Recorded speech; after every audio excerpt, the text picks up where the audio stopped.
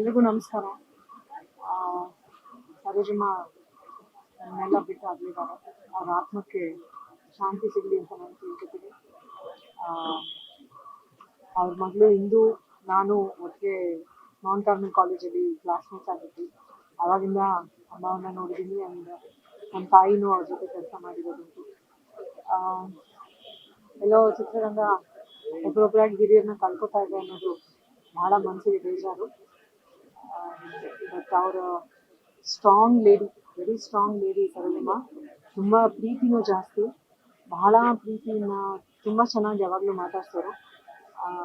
ಇತ್ತೀಚೆಗೆ ಜಾಸ್ತಿ ಅಮ್ಮನ ಭೇಟಿ ಆಗಿರಲಿಲ್ಲ. ಹೋದ ವರ್ಷ ನನ್ನ ಅಕ್ಕ ನಿವೇದಿತಾ ಮತ್ತು ನನ್ನ ಬಾವ ಕಸಿನ್ ಸಜ್ಜ ಅವ್ರ ಮಗಳು ನಮ್ಮ ಐಶು ಮದುವೆನಲ್ಲಿ ಅಮ್ಮನ ಲಾಸ್ಟ್ ನಾನು ಮಾತಾಡಿಸಿ ಮೀಟ್ ಮಾಡಿದ್ದೆ. ಅವರು ಸೆಟ್ ಮಾಡಿರೋಂಥ ಎಕ್ಸಾಂಪಲ್ ನಮ್ಮಂಥ ಹೆಣ್ಮಕ್ಳಿಗೆ, ಕಲಾವಿದರಿಗೆ ಒಂದು ಮಾದರಿ, ಸ್ಟ್ರಾಂಗ್ ಆಗಿ ಹೇಗಿರಬೇಕು ಅನ್ನೋದು.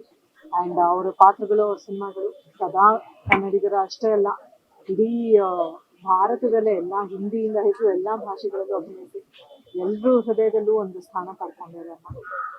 ಸೊ ನಮ್ಮ ಕನ್ನಡಿಗರಿಗೆ ಯಾವತ್ತಿದ್ರೂ ಕಿತ್ತೂರಾಣಿ ಚೆನ್ನಮ್ಮ ಅಂದರೆ ಸರೋಜಮ್ಮನೇ. ಸೊ ಅವ್ರ ಆತ್ಮಕ್ಕೆ ಶಾಂತಿ ಸಿಗಲಿ, ಅವ್ರ ಫ್ಯಾಮಿಲಿಗೆ ಶಕ್ತಿ ಸಿಗಲಿ ಅಂತ ಕೇಳ್ತೀನಿ.